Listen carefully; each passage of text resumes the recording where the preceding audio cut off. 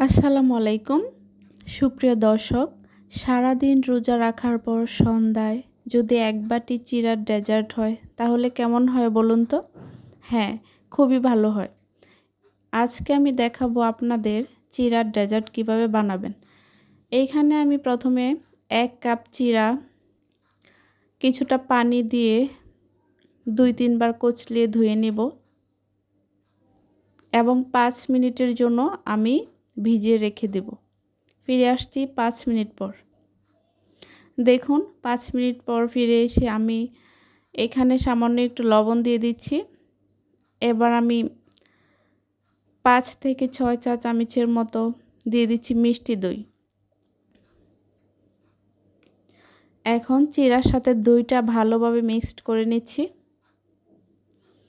এবারে আমি কিছু ফ্রুটস অ্যাড করব।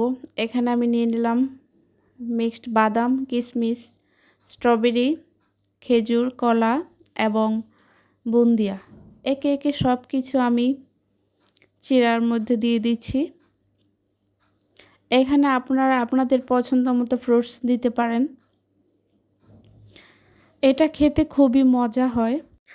আপনারা বাসায় একবার হলেও ট্রাই করবেন এই চিড়ার ডেজার্ট। অন্যান্য ফ্রুটসও অ্যাড করতে পারেন। সো ভিডিওটি দেখার জন্য অনেক অনেক ধন্যবাদ। Thanks for watching. আল্লাহ হাফেজ।